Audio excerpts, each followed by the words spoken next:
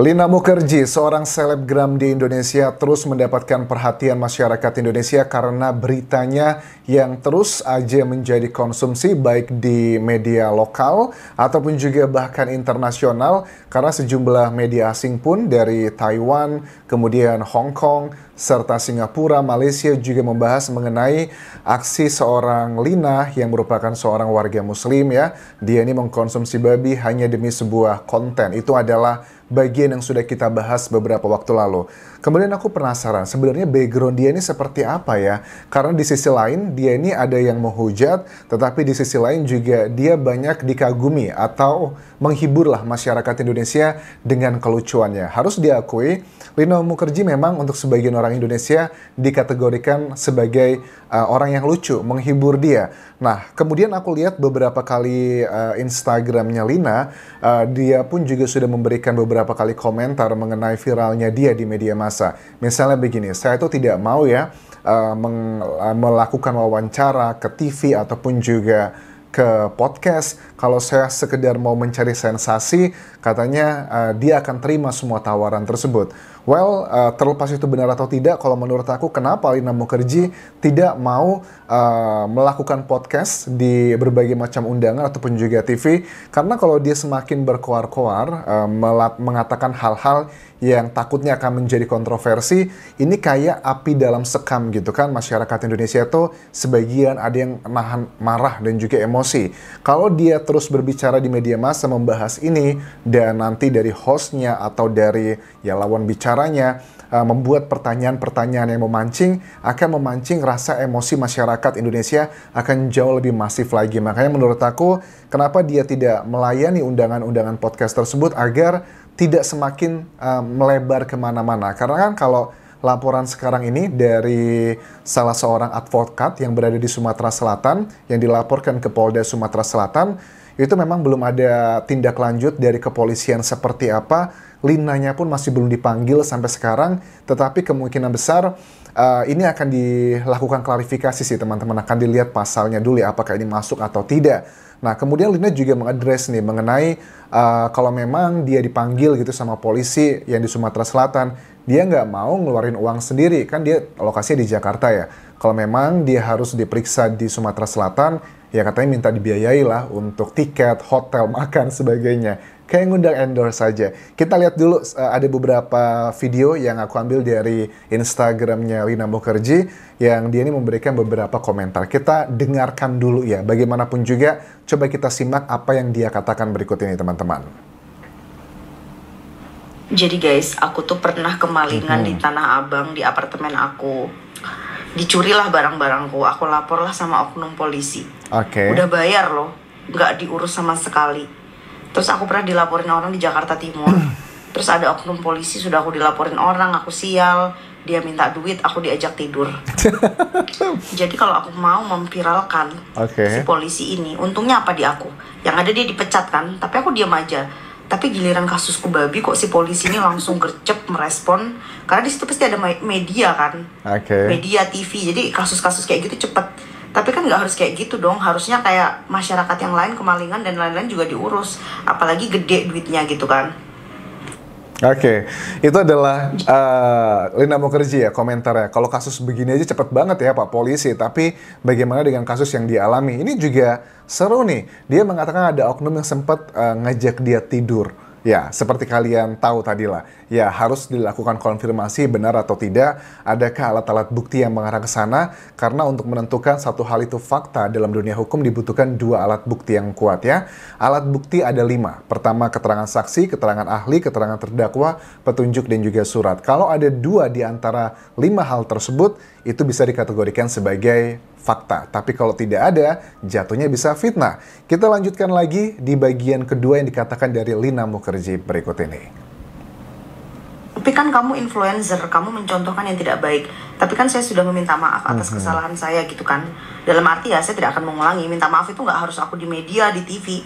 Tapi ya dalam hatiku aku tidak akan mengulangi lagi seperti itu. Kalau minta maaf di media, di TV, banyak sih orang minta maaf gitu kan, tapi itu nggak tulus dari hatinya gitu loh, hanya karena takut gitu. Tapi kalau aku sih misalnya dipanggil polisi, aku akan datang gitu loh sebagai warga negara yang baik. Ya datang kan namanya dipanggil, cuman aku tidak mau datang ke Sumatera karena mengeluarkan uang gitu. Jadi kalau misalnya Pak Polisi yang di Sumatera manggil aku, ya aku minta dibiayain tiket gitu. Karena bagi aku ngapain aku harus jauh-jauh ke Sumatera bolak-balik gitu. Pelapor kan ngelaporin aku dan dia harus bermodal untuk membiayain aku dong. Kecuali kasusnya dilimpahkan di Jakarta. Oke. Seperti yang aku katakan tadi, kalau memang dia harus diperiksa, ya harus dibiayai pelapornya begitu.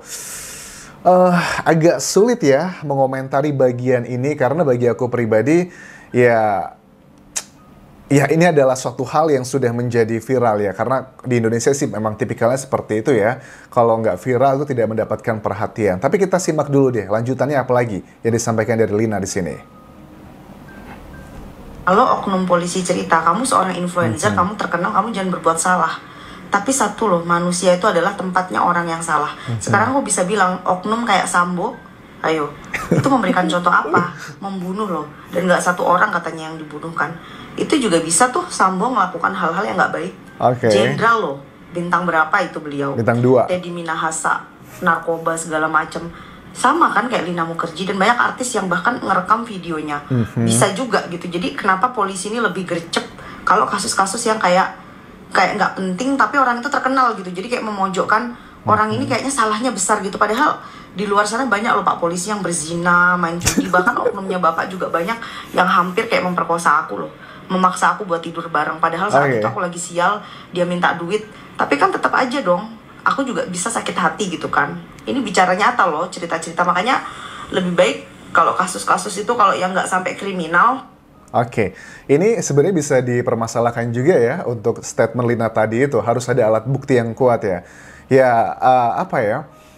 Memang ada benarnya juga apa yang dikatakan Lina tadi. Aku juga lebih setuju kalau polisi itu lebih fokus pada kasus-kasus yang lebih besar. Tetapi ya ini sudah menjadi konsumsi nasional, Lina. Dan ini juga berhubungan dengan ada aturan pasal. Karena kalau di Indonesia itu kan kita nggak melihat individunya siapa secara hukum. Tetapi kita lihat adalah perbuatannya apa, kemudian yang sedang viral apa, aku tangkap dari kontekstualnya seperti itu. Dan ya udah bisa langsung dieksekusi. Tapi kan sampai sekarang dari kepolisian juga belum melakukan tindakan lebih lanjut ya buat Lina. Tapi aku kemarin lihat wawancaranya di TV One ya. Terus juga beberapa TV nasional lainnya yang membahas mengenai makan babi tersebut. Sebenarnya Lina cukup minta maaf saja sih. Tapi kan Lina di sini dia bilang, ya aku udah minta maaf, tapi minta maafnya tidak seperti yang diharapkan oleh masyarakat mungkin. Ya mungkin minta maafnya dia dikatakan banyak kok orang minta maaf di luar sana mengatakan tapi sebenarnya hatinya nggak minta maaf. Aku tangkap Lina sebenarnya ngerasa nggak bersalah atas videonya tersebut. Dan menurut dia fine-fine saja. Ya, dia juga bilang, aneh aja masa sih ada orang masuk penjara hanya gara-gara makan babi. Sebenarnya bukan makan babinya ya, kalau kita lihat dari sebagian masyarakat yang kontra dengan Lina. Masyarakat yang merasa Lina ini melecehkan agama Islam adalah karena dia menggunakan narasi yang berbau dengan agama tersebut ya. Misalnya dengan membaca basmalah sebelum memakan, kemudian dengan mengatakan rukun iman, ada beberapa hal yang dinilai itu menyakiti, bahkan salah satu anggota ataupun juga ketua dari Majelis Ulama Indonesia mengatakan kesannya Lina ini seperti kayak, nih ini sudah aku tahu ini dilanggar di agama Islam, nggak boleh gitu ya. Terus aku sekarang makan, mau apa gitu. Kesannya kayaknya menantang seperti itu. Ya ada yang bilang, enggak kok biasa aja, itu cuma lucu-lucuan aja Anjas. Ya inilah, kalau ada yang bilang bahwa kenapa sih di Indonesia mayoritas tuh kok cenderungnya semena-mena. Menurut aku tidak juga teman-teman. Aku tinggal di Thailand, mayoritasnya Buddhis. Atau di Amerika yang Kristen atau di negara lain. Mereka juga sama, mayoritas tuh pasti memiliki hal-hal yang sifatnya itu kayak unspoken rule, unwritten rule. Jadi hal-hal yang sifatnya, ya misalnya kalau kalian ke Thailand deh, yang dekat aku sini sekarang.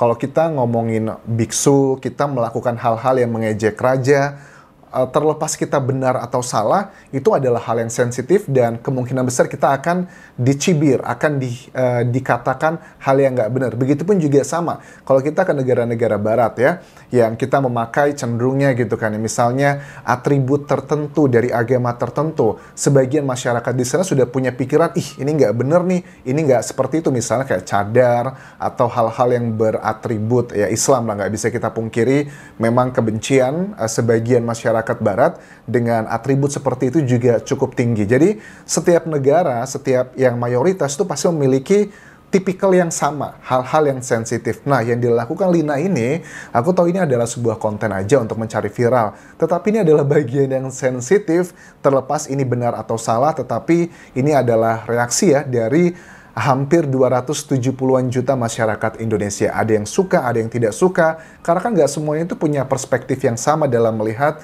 sesuatu hal. Lanjut lagi apa yang dikatakan Lina berikut ini. Jadi kalau misalnya polisi itu mau ngurusin kasus, menurut aku pribadi, banyaklah kasus-kasus di luar sana yang lebih parah gitu. Jadi jangan pernah bilang, you influencer, kamu nggak boleh salah. Influencer itu adalah manusia. Siapapun manusia. Buktinya Ariel Peter Pan dulu gimana? Bisa tuh bikin video banyak seperti itu ya, dia manusia. Kita juga bisa kayak Ariel Peter Pan, cuman bedanya kan kita nggak videoin. Jadi kalau kayak aku di judge mental, kamu tuh salah, kamu terkenal begini-begini. Ya aku terus terang ini pembelaan diri dalam arti setiap manusia itu bisa salah gitu kan. Tapi kalau polisi itu aku heran kok gercep banget ngurusin kasus babi gitu kayak iya kita akan selidiki, akan kita pelajari. Aku aja pernah dianiaya orang, aku udah lapor polisi, aku udah bayar, gak juga diurus habis itu kan. Oknum sih, memang oknum gitu. Cuman kan kenapa giliran babi cepet banget gitu, padahal banyak kayak pajak kemarin yang ngambil uang rakyat atau apa gitu. Bahkan kasus Sambo aja sekarang nggak tahu, katanya dihukum mati tapi nggak ada tuh siaran langsungnya kan. Jadi Lina ini tipikalnya menghubungkan dengan kasus-kasus yang lain ya, karena mungkin mencari pembelaan dan juga pembenaran seperti yang dia katakan.